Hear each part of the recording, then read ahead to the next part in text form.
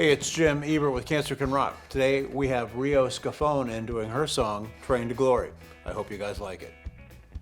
Hey Rio, how are you? I'm good, thank you. How are you? I'm old. We did your song today. It's called Train to Glory. What's it about? It is based on the old gospel songs from back in the 50s, and it's all about boarding that train that we all ultimately ride, right?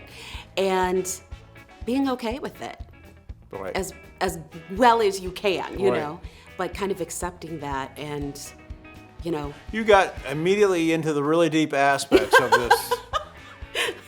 Okay. I know I do that. Well, I that's go deep. okay. You came to us through Julianne Ankley, our friend, Yes. and you're from Detroit. Yes. Go ahead, tell us about that. Yeah, so I'm from Royal Oak, which is right outside Detroit. Okay. Wonderful music scene there, and Julianne brought Cancer Can Rock to my attention, and she said, I just think you would be really good for this. Yes, you were. Thank you. Yes. And as soon as I stopped and took a look and learned about it, I was just, well, I was moved. I was in tears almost instantly because it's so beautiful what you do. Well, thank you. You're welcome. Thank you. And your uncle got you into music? Is that? Yeah. My uncle, he was one of the pioneers of the rockabilly genre. His name is Jack Scott. Okay. And so, he... So he's to blame. He's to blame, fully. Yeah, I came up under his musical wing, and so rockabilly and early rock and roll is just what I was steeped in, Okay. and it's just kind of stuck. What type of cancer did you or do you have? Yeah. So I was diagnosed with colon cancer Okay. in my transverse colon. Okay. No clue. I had no idea. No, Symptoms, nothing. not that I recognized Right. as, I thought I had acid reflux, Right. you know, that, but yeah, colon cancer, and it was quite a shock. No family history. Don't drink, don't smoke. So how did it present itself? Yeah. So it presented itself through my cat. Your cat's a doctor. Yes, my cat. She was my first cat scan, is what I like to say. All right. You know, she always jumps on me and we cuddle on the couch. And one day she jumped on me and stepped right there, and I went through the roof. Wow. And I thought, oh boy, what's that? Honestly, I thought it was a hiatal hernia because I'm into heavy weightlifting. Okay. And so I thought maybe I had a hernia.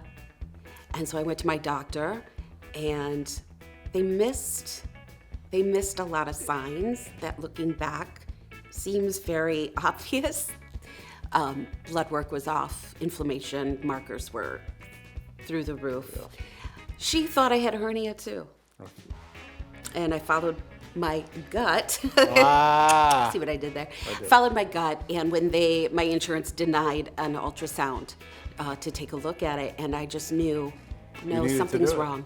So I went to the emergency room.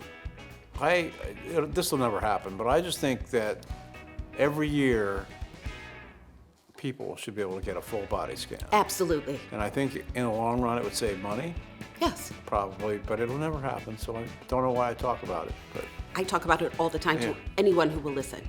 yeah, they do that in Maryland. There's a place that does full body scans and virtual Yeah. colonoscopies, all that kind of stuff. So I have seen pop-up places for it around Okay. Metro Detroit, and Okay. it's very encouraging. good. You can take the films and you take them to your doctor. So, yeah, so they missed it at first, but, you know, I was on borrowed time by the time I did realize. Yeah. What's your diagnosis now? So right now I'm in remission, Okay. and so thankful, thankful. I had surgery.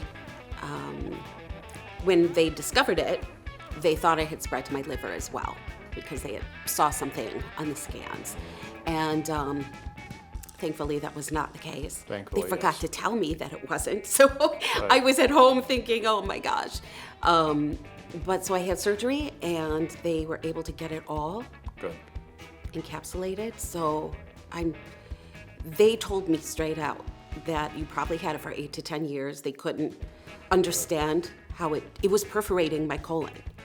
So it was in the act of it. Do you know what stage it was when they operated? 2. Okay.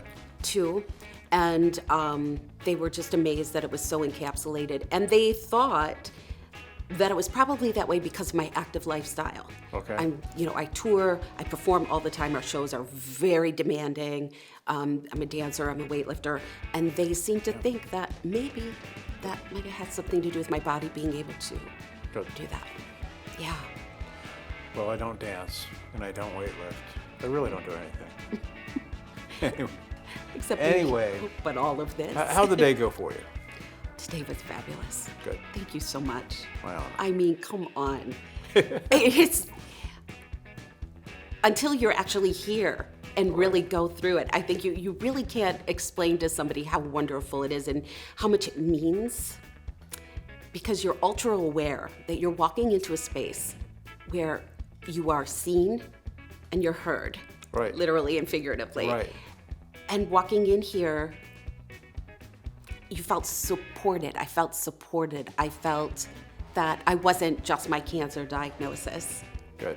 that I'm a person. And each and every person associated with this was so giving and generous with their time and talent. Well, they're good people, so there's no attitude. There's just none. None. And it's so And it's about you. beautiful. And we've had people say today, I forgot I had cancer. You know what I mean? And it's like, I can say today, I'm gonna start crying. go ahead.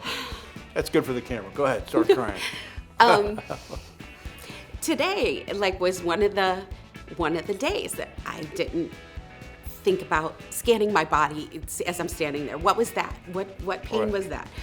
I'm having a scan in 3 weeks from now. It wasn't at the forefront of my mind, and I was able to just be here. I got it. I have laundry at home. I completely forgot about it all day. I'm sorry, I'm not trying to belittle it, but I understand exactly what you're saying. You know what I mean. I do know. Yeah, and it's a beautiful thing, because I really struggle with that part. The stress of it, the nerves. Going on the internet, wrong thing to do. Yeah. Everyone's Yeah. dying that has what I had, and I'm like, this is horrible. It is. It really is. And then once I started getting to the point, probably 5 or 6 years after, where I started thinking I might survive.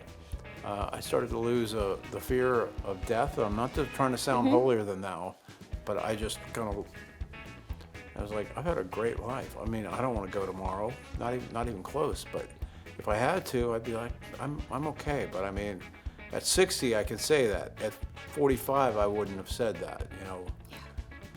Anyway, it's been a pleasure having you in here today. On that note.